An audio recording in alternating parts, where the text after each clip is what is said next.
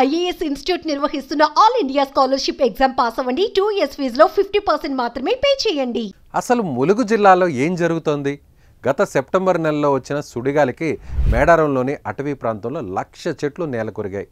అడవి మధ్యలో ఒక గీత గీసినట్లు ఎవరో చెట్లను నరికి దారి ఏర్పాటు చేశారా అన్నట్టుగా తక్కువ వెడల్పు ఎక్కువ పొడవున వరుసగా చెట్లన్నీ కూలిపోయాయి.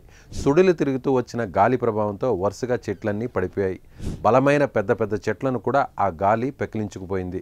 ఇప్పుడు అదే ప్రాంతంలో గత 20 ఏళ్లలో తొలిసారి రిక్టర్ స్కేలుపై 5.3 తీవ్రతతో అతి శక్తివంతమైన భూకంపం సంభవించింది.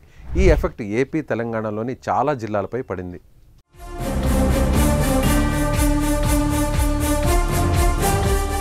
భూకంపం ఏర్పడిన ప్రాంతానికి సుమారు 220 కిలోమీటర్ల దూరంలో ఉన్న హైదరాబాద్తో పాటు అటు ఏపీలోని విజయవాడ వరకు భూప్రకంపనలు చోటు చేసుకున్నాయి.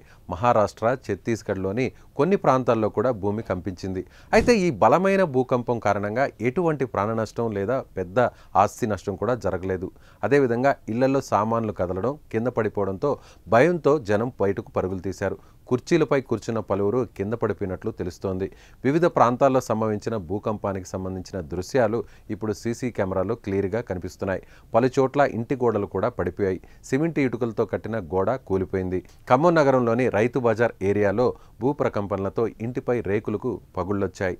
పలు షాపుల్లో ఉన్న వస్తువులు కింద పడిపోయి చెల్లాచెదురుగా మారాయి. ఇంటి బయట పెట్టిన బైక్ కూడా కదిలిన దృశ్యాలు ఇప్పుడు సీసీ ఫుటేజ్లో కనిపిస్తోంది.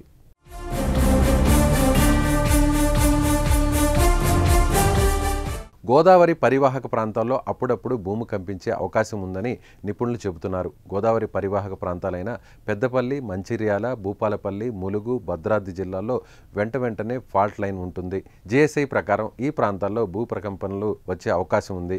1969లో కూడా భద్రాచలం గోదావరి పరివాహక ప్రాంతంలోని ఫాల్ట్ లైన్ కారణంగా 5.7 తీవ్రతతో బలమైన భూకంపం సంభవించింది. ఇప్పుడు అంతే ఎత్తున భూకంపం సంభవించడం ఆందోళన కలిగించే విషయం. ప్రస్తుతం పర్యావరణ తీవ్ర నష్టం జరుగుతోంది. అడవుల్లో చెట్లు నరుగుతున్నారు. భూగర్భ జలాన్ని అధికంగా దుర్వినియోగం చేస్తున్నారు. ఇలాంటి కారణాలతో కూడా భూకంపం వచ్చే అవకాశం ఉంది. ఉదయం సుమారుగా 7 గంటల 7 ఆ పరిసర ప్రాంతాల్లోనే నేను మంచం మీద పడుకుని ఉన్నాను. అయితే అకస్మాత్తుగా మంచం ఎవరో ఊపుతున్నట్లుగా అనిపించి నేను కళ్ళు తెరిచి చూసేసరికి మంచం పక్కన ఎవరు కూడా లేరు. అటు ఇటు చూసి అసలు నాకు కొద్దిసేపు అయోమయం అయిపోయి నేను బయటకు ఉరికొచ్చాను.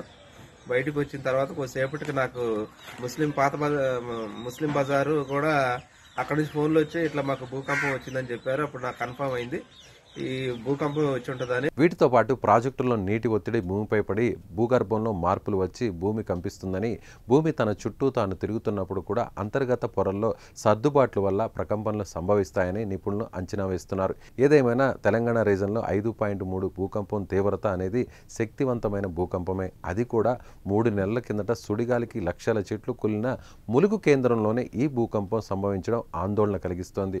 ఒకటి తర్వాత ఒకటి 3 నెలల గ్యాప్లో జరగడం ప్రజలు హడలిపోతున్నారు.